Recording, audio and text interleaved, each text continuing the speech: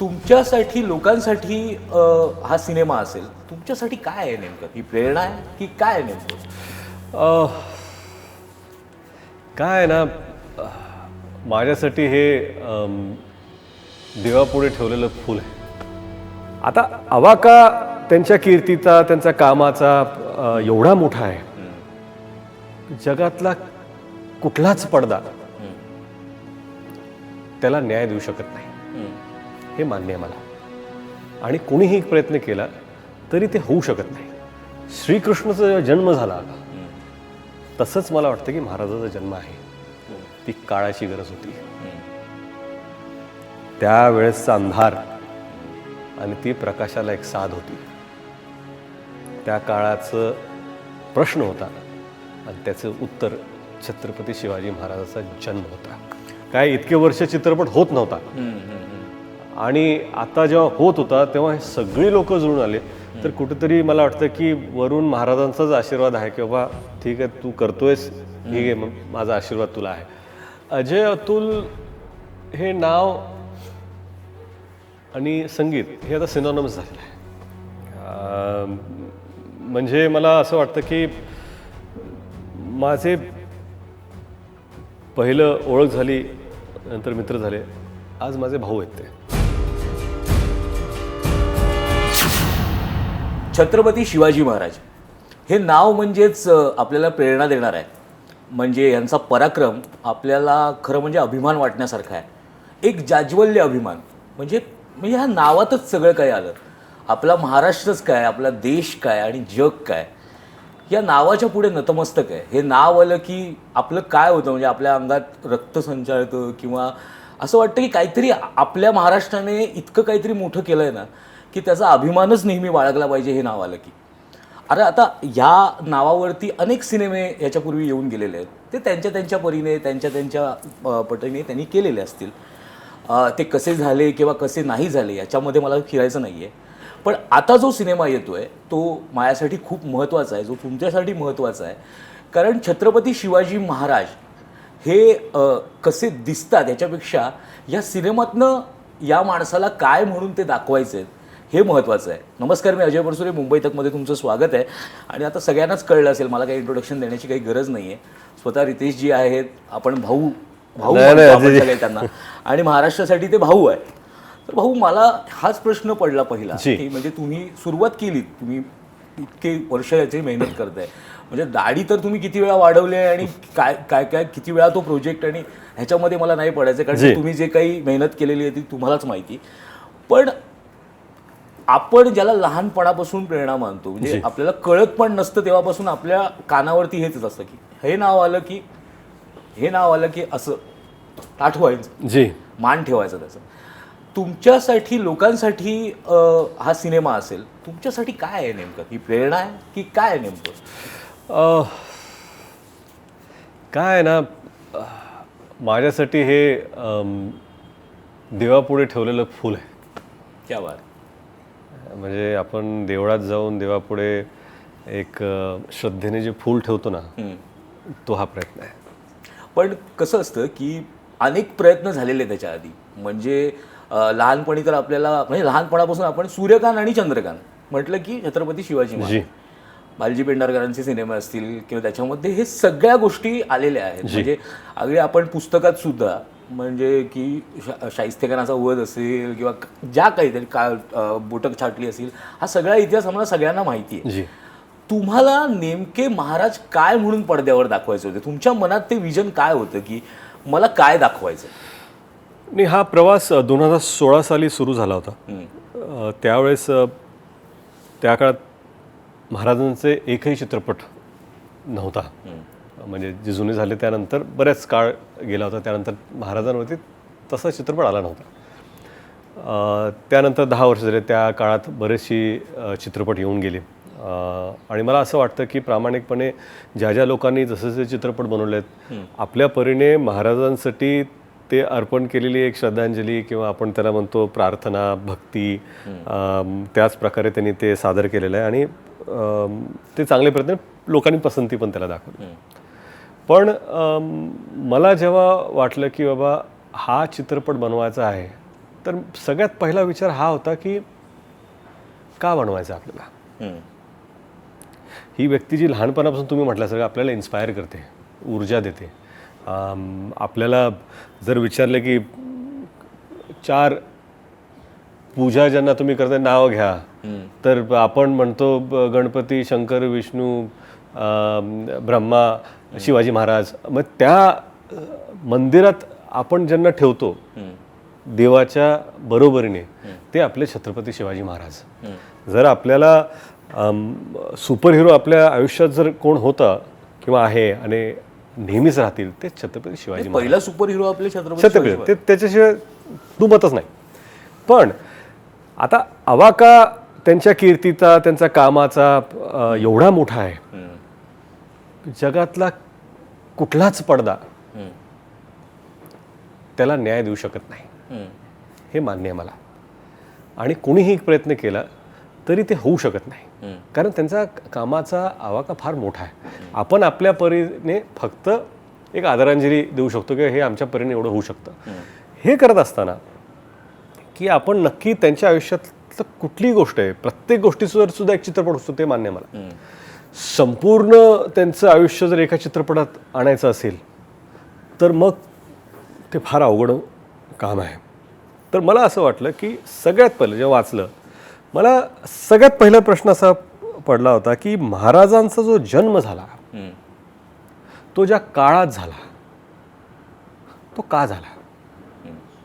आपण महाराज मोठे आहेत आणि आपल्यासाठी असतील, पण जो जन्म झाला ना तो का झाला त्या काळात, तो काळ काय होता, ते जन्म आणि त्यांचा जन्म एवढा महत्त्वाचा का होता. श्रीकृष्णाचा जेव्हा जन्म झाला तसंच मला वाटतं की महाराजाचा जन्म आहे, ती काळाची गरज होती. त्यावेळेसचा अंधार आणि ती प्रकाशाला एक साध होती. त्या काळाचं प्रश्न होता आणि त्याचं उत्तर छत्रपती शिवाजी महाराजाचा जन्म होता. नाही म्हणजे तुमच्या बोलण्यातनं हे जाणवतं आहे, म्हणजे मला असं वाटतं की प्रभू श्रीराम असतील, श्रीकृष्ण असतील किंवा शिवाजी महाराज असतील, तो एक काळ होता आणि त्या काळामध्ये त्या अवताराची येण्याची गरज होती. आणि ती गरज म्हणजे ती मला असं म्हणायचं की देवानेच पाठवलेली होती की बाबा ही गरज आता इथे तुला येऊन पूर्ण करायची. बरोबर आहे, त्याला तुला आता खरं म्हणजे हे करायचं.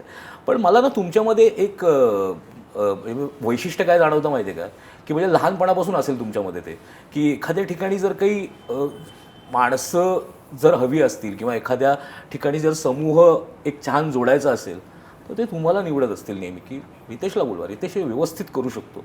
कारण की समस्त मराठी जनांना इतकं बरं वाटलं आहे ना ट्रेलर बघून, की इतकं सगळं बॉलिवूड मराठीमध्ये पहिल्यांदाच बघितलं असेल. म्हणजे आणि असं नाही आहे की ते आणायचं म्हणून आणलं आहे, ते वाटतंय. म्हणजे संजय दत्त वाटतायत त्याच्यामध्ये तसे, किंवा विद्या बालन वाटतायत त्याच्यामध्ये, बोमन इराणी वाटतायत, आणि चपकल म्हणजे अमोल गुप्ते जे नाव माहिती आहे लोकांना, पण ते अशा प्रकारे यूज होईल किंवा अशा प्रकारे त्यांना दाखवलं जाईल. हे कसं काय जमतं भाऊ तुम्हाला, म्हणजे की हे सगळ्यांना तुम्ही एकत्र आणलं आणि ते तुमच्या प्रेमापोटी आणि तुमची मैत्री आणि तुम्ही जे तुमचा जो व्यवहार आहे सगळ्यांशी, इतकं उत्तम तुम्ही बोलता लोकांशी, अगदी डाऊन टू अर्थ जाऊन सगळ्यांशी बोलत असता, हे जे आम्ही बघितलं आहे जवळून, त्यांना आता जास्त माहिती असेल, हे कसं जमवून आणता तुम्ही. नाही मला वाटतं की हे आपण इतके वर्ष एकमेकांबरोबर काम केलं. मी संजय दत्त सरांबरोबर 20 वर्ष काम करतो आहे. अभिषेक बच्चन माझ्या भावासारखे आहेत. बमन इराणीबरोबर मी इतकं काम केलं आहे. मला म्हणजे मोठ्या भावासारख्या बमन इराणी ट्रीट करतात, ते मला मुलासारखं ट्रीट करतात. परंतु विद्या बालन असेल, मी जेव्हा हा चित्रपट आम्ही प्रयत्न केला तेव्हा ह्याचं मी मूल श्रेय हे जिनलेला देतो. आणि त्याचं कारण आहे, कारण जेव्हा चित्रपट होता मराठीत आपण एक प्रयत्न करू, मी प्रत्येक चित्रपट प्रयत्नच म्हणतो, कारण का जोपर्यंत ते रिलीज होते तोपर्यंत सगळे चित्रपट प्रयत्नच असतात. आणि आपण प्रयत्न करूया की आपल्या परीने जे काय होईल, जितका मोठा चित्रपट महाराजांवरती बनवू शकतो तेवढा आपण प्रयत्न करूया. परंतु त्या प्रयत्नाला साथ लाभली जिओ स्टुडिओज आणि ज्योती देशपांडे यांची. कारण काय एवढा मोठा प्रयत्न बिना स्टुडिओच्या मदतीने हे शक्य नाही आहे, कारण बऱ्याचशा गोष्टी असतात ज्या होत नाहीत. आणि तो जो जिगर आहे तो ज्योती देशपांडेने दाखवला. परंतु एवढं सगळं उभं करण्यात जिनीला यांची मदत झाली नसती मला तर हे शक्यच नव्हतं. म्हणजे as on ground hands on producer की सेट कुठे आहे, पाऊस पडला, हे तुटलं, परत उभं करा, परत इकडे चेंज करा, एवढे सगळे ॲक्टर्स, एवढे सगळे डेट्स घेणं, तीच गोष्ट वेगळी.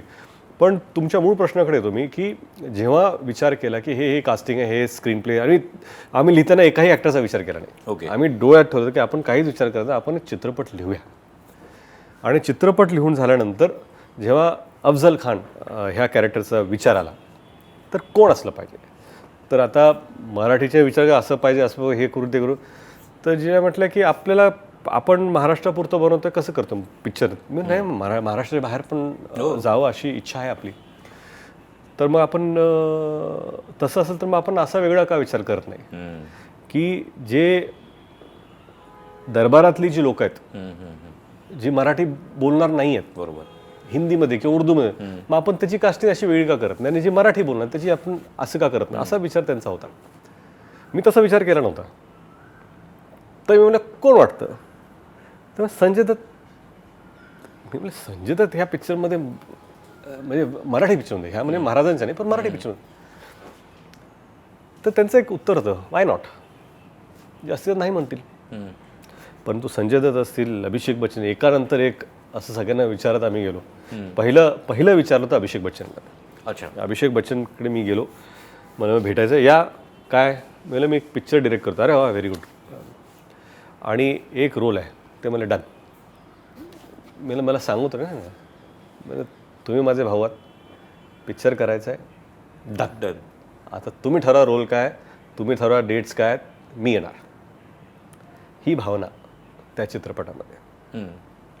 संजय दत्त त्यांना विचारलं, ते म्हणजे ऑफकोर्स तुम्ही करताय मराठी, आणि सगळ्यांची भावना काय होते की मराठीमध्ये होतं, की मराठीमध्ये मला करायचं आहे. विद्या बालन जेव्हा मी म्हटलं ते म्हणलं मराठी, मी फार, मला मराठी करायचं आहे, मराठी पिक्चरमध्ये काम करायचं आहे. आणि ही जी भावना आहे की बाबा जी भूमी आपली कर्मभूमी आहे, जन्मभूमी आहे, भाषा आपली मातृभाषा नाही आहे, तरी पण त्या भाषेच्या चित्रपटात आपण काम करूया, आपलं काहीतरी छोटं योगदान होईल, या भावनेने ह्या सगळेजण तिथं आले. प्रेमापोटी आले, ते मान्यच आहे मला, पण हे सगळे आले आणि हे सगळं जुळून आलं. म्हणजे काय, मला कधी कधी वाटतं की हे काय इतके वर्ष चित्रपट होत नव्हता, आणि आता जेव्हा होत होता तेव्हा हे सगळी लोक जुळून आले. तर कुठेतरी मला वाटतं की वरून महाराजांचाच आशीर्वाद आहे की बाबा ठीक आहे, तू करतोयस, ठीक आहे, मग माझा आशीर्वाद तुला आहे.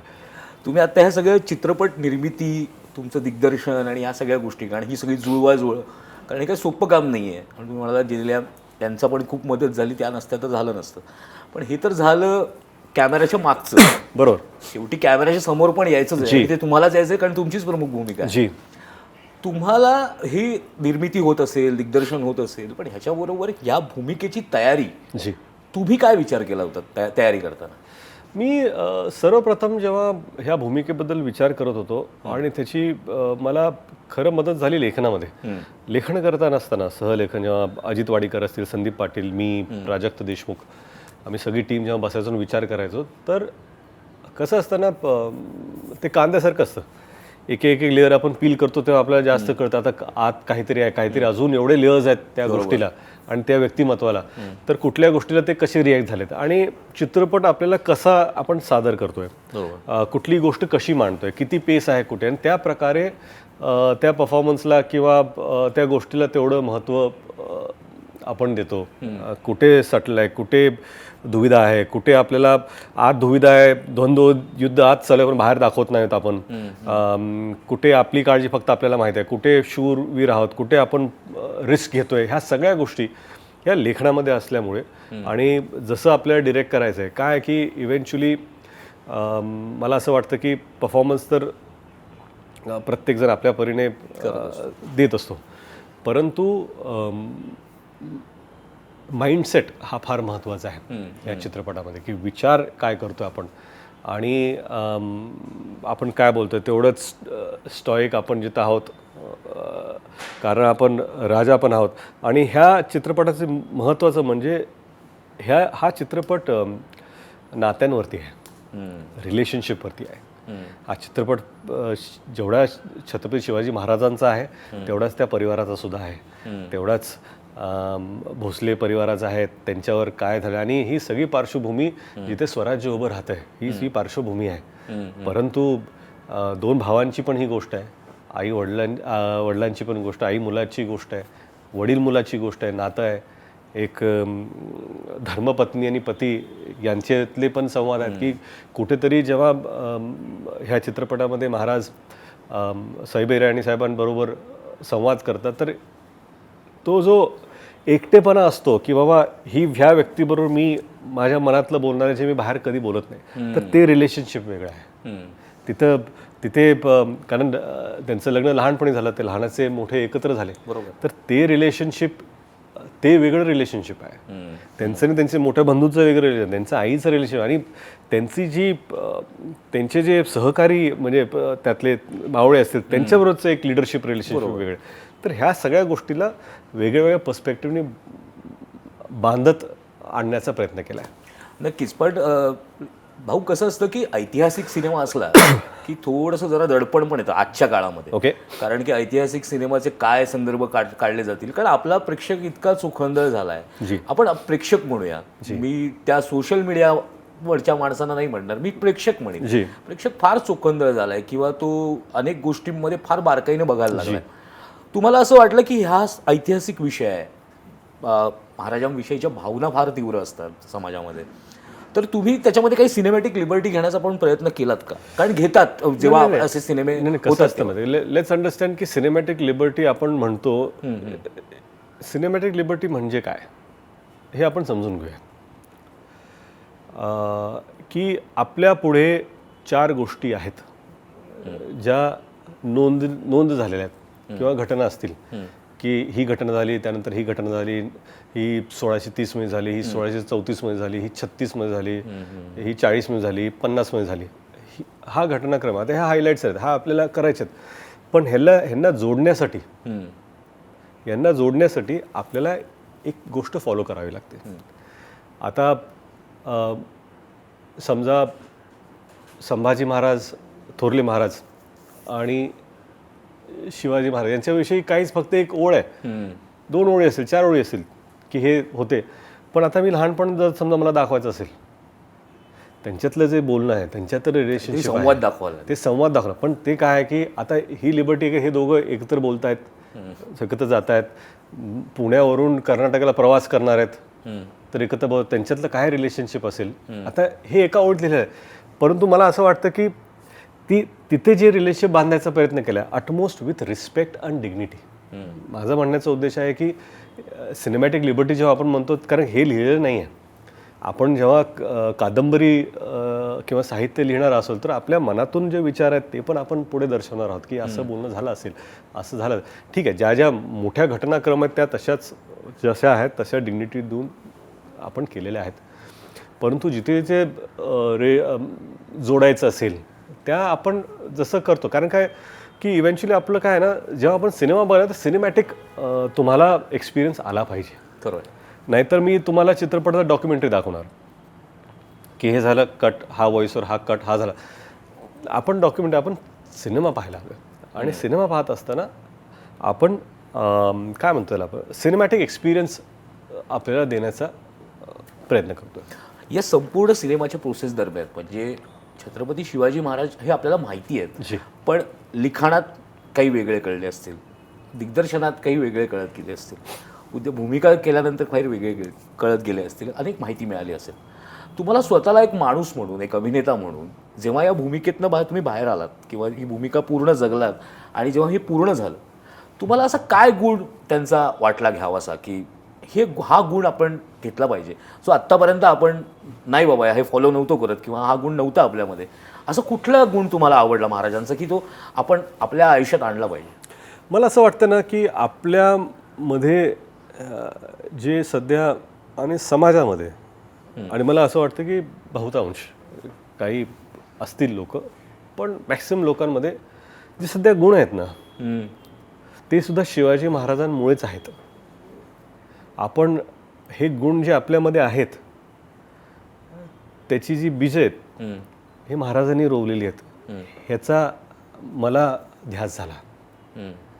आपण आज महिलांचा आदर करतो, नेहमीच करतो असं म्हणत नाही आज करतो, पण मी म्हणतो की जेव्हा आपण एका महिलेविषयी चांगलं बोलणार, की त्रास होणे, त्रास झाला तर उभं राहणं, ह्या सगळ्या गोष्टी आहेत त्या मला वाटतं की महाराजांनी जे राजाच्या पाटलावर केलं किंवा प्रोटेक्शन देणं, ही जी भावना आहे ती कुठेतरी वाटते की अरे त्यांनी तसं केल्यामुळं नंतरच्या जनरेशननी ते उभं केलं, नाही महाराजांना पटत नव्हतं आपण असे राहणार, आणि तो जो बदल, तो जनरेशनल बदल जो घडत गेला तो आजपर्यंत. आज परिस्थिती बिकट झाली काय, आपल्या सगळ्यांच्याच आयुष्यात अशा गोष्टी येतात ज्या फार अडचणीचा काळ असतो, अवघड काळ असतो, परंतु त्या अवघड काळात सुद्धा कधी कधी गोष्टींमध्ये 2 पावलं मागे घ्यावेच लागतात.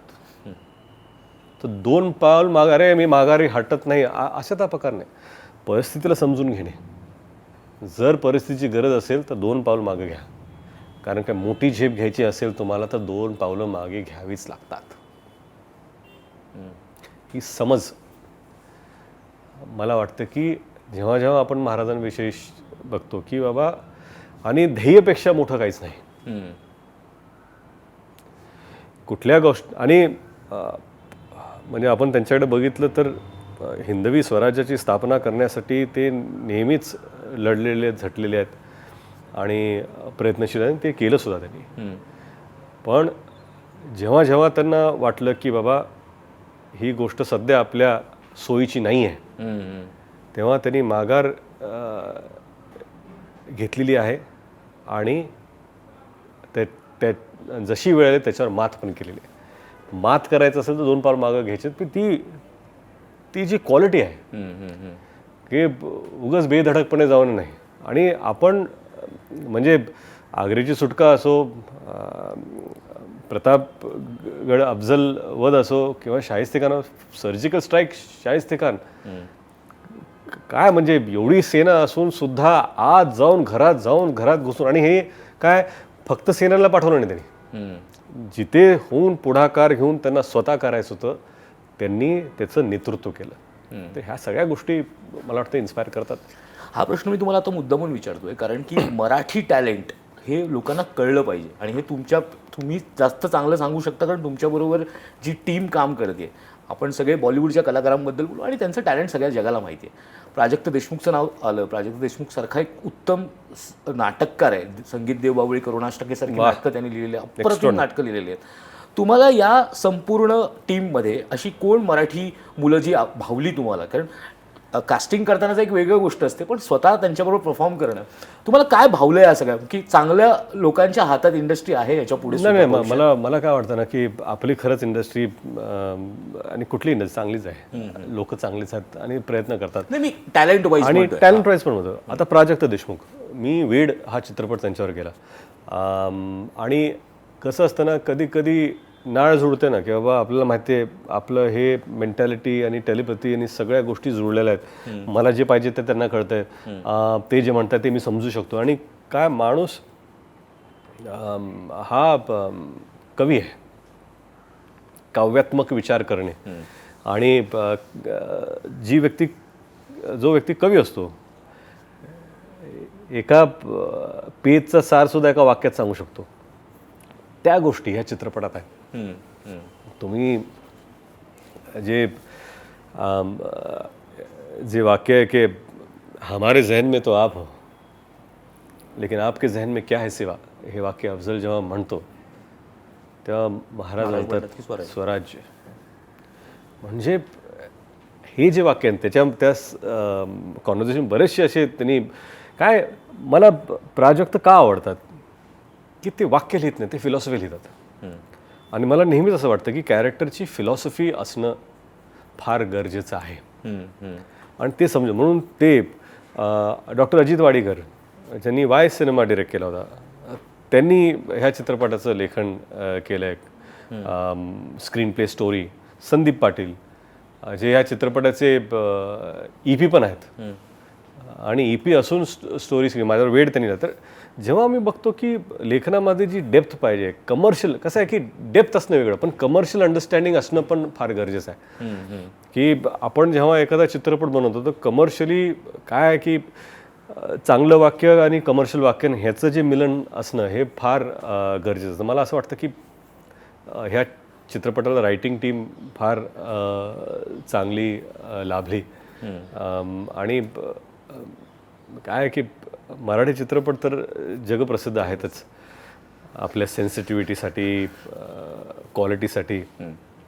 त्याच्याबद्दल मी काय बोलू आता. एक शेवटचा प्रश्न विचारतो, कारण मावळे तिकडनं खुणावू लागलेत की राजांना लवकर मोकळं करा म्हणून. पण ठीक आहे, आपण म्हणजे मावळेंना लवकर त्यांचा आदर ठेवला पाहिजे आपण. तुम्ही नाळ जोडली हा शब्द वापरतात, खूप आवडला तो शब्द. आणि तुमची आणि अजय अतुल यांची जी काही नाळ जोडली गेलेली आहे त्याच्याने म्हणजे त्यांचं संगीत तर आधीपासून अप्रतिम आहेच. म्हणजे ते संगीत देतात का मनात शिरतात हेच कधी कधी कळत नाही. की म्हणजे काय म्हणजे म्हणायचं त्याला, की शब्दच त्यांच्यासाठी लिहिले जातात का संगीत त्यांच्याकडे ओढलं गेलं हेच मला कळत नाही कधी कधी. तुमचं काय म्हणजे तुम्हाला काय वाटतं अजय अतुल या माणसांविषयी, यांच्या संगीताविषयी काय? आणि तुम्ही जेव्हा ह्या सिनेमाचा विचार करताना काय सांगाल की अजय अतुल हे नाव आणि संगीत हे आता सिनॉनिमस झालेलं आहे. म्हणजे मला असं वाटतं की माझे पहिलं ओळख झाली, नंतर मित्र झाले, आज माझे भाऊ आहेत. ते आमचे भावासारखे संबंध आहेत. 3 चित्रपट यापूर्वी मी केले, लयभारी, माऊली आणि वेड. या 3ही चित्रपटामध्ये त्यांनी संगीत दिलं आणि उत्कृष्ट संगीत दिलं. मी त्याला म्हणालो की तुम्हाला एक वरदान आहे म्हणलं, तुमची गाणी कधी भजन होतात हे कळत नाही म्हणलं. म्हणजे माऊली माऊली जे गाणं आहे ते आज ते गाणं राहिलं नाही आहे, ते भक्तिरूपात त्याचं परिवर्तन झालेलं आहे. कधी त्यांचे गाणे आरत्या होतील सांगता येत नाही आणि ते झालेलं पण आहे. देवा श्री गणेशा आता ही आरती झालेली आहे. तर दैवी वरदान तर त्यांना आहेच, सरस्वतीचा आशीर्वाद तर त्यांना आहेच. हा चित्रपट जेव्हा आम्ही डिस्कस केला, 10 वर्षापूर्वी पण डिस्कस केला होता, 6 वर्षापूर्वी पण डिस्कस केला आणि 3.5 वर्षापूर्वी पण परत चर्चेत झाला. तर मी त्यांना नेहमी म्हणतो की बाबा म्युझिक डिरेक्टर तुम्ही नसून ते दोन्ही सेपरेट. तुम्ही म्युझिक्सला कोळून पिणारे आणि चित्रपटाचं डिरेक्शन समजणारे 2 व्यक्ती आहात म्हटलं. तुम्ही फक्त सिच्युएशन काय ह्याच्यावर जात नाही. मी किती सिच्युएशन काय आहे, गाणं काय, कॅब चाहिए, ह्याच्यामध्येच हिंदी चित्रपटात बऱ्याच वेळा होतं. पण अजय अतुलबरोबर तसं नसतं. ते कम्प्लीट स्क्रिप्ट नरेशन घेतात, 9-9 तास डिस्कस करतो. ते झाल्यानंतर परत 2 महिन्यानंतर परत एकदा आपण बसू, काय बदल आहे, मग त्यांनी काय विचार केला आहे, ते असं करत आदान प्रदान होत होत होत आम्ही इथे पोचलो. आणि आज छत्रपती अँथम, आपण राजा शिवाजी अँथम छत्रपती जे म्हणतोय ते जेव्हा गाणं डिस्कस झालं तर मला असं नेहमी वाटायचं की आपण शिवजयंतीला शिवमहोत्सव म्हणून राजांना आपण सेलिब्रेट करतो, आपल्या छत्रपती शिवाजी महाराजांना आपण सेलिब्रेट करतो. परंतु या चित्रपटात मी म्हटलं की ते असताना त्यांना सेलिब्रेट करावं अशी माझी इच्छा आहे. त्यांच्यासमोर आपण ते नसताना त्यांच्या प्रेरणेने आपण आज जसं सेलिब्रेट करतोय तसं त्यांच्यासमोर सेलिब्रेशन त्यांचं व्हावं अशी माझी इच्छा आहे. तसं एक गाणं पाहिजे मला. तर मग ते जेव्हा विचार केला, त्यांनी खरंच त्यांची आस्था, त्यांची श्रद्धा, त्यांची भक्ती महाराजांप्रती जी आहे ती ह्या गाण्यामध्ये आहे. आणि तीच आस्था भक्ती आमच्या सगळ्यांची आहे की महाराजांच्या चरणी हे एक फुलच आहे आस्थेचं, श्रद्धेचं. आणि त्यातूनच ह्याचे शब्द ऐका तुम्ही, ह्या गाण्याचे उच्चार ऐका. म्हणजे आजही फक्त विचार करून माझ्या अंगावर काटा येतोय. मी तर गेली 2.5 वर्ष रोज हे गाणं ऐकतोय. आज लोकांपुढे गेल्याने खरंच लोकांनी त्याला जी पसंती दिली आहे किंवा जसे मला रील्स येत आहेत, फॉरवर्ड्स येत आहेत, कॉमेंट्स येत आहेत, असं वाटतं की म्हणजे जसा विचार केला होता तसं गाणं झालं आणि तसं लोक रिॲक्ट करतात. याच्यापेक्षा चांगलं अजून काहीच असू शकत नाही. थँक्यू. मला फक्त शेवटी जाताना एवढंच म्हणायचं आहे की तुम्ही जे म्हणताय ना 10 वर्षापूर्वी जो मी विचार केलात ते तुम्ही लय भारी काम केलं. महाराजांच्या डोक्यावरती माऊलीचा आशीर्वाद होता, तसा आशीर्वाद तुमच्या माऊलीचा पण तुमच्यावरती आहे. त्यामुळे जे घडलं आहे ते चांगलंच असणार.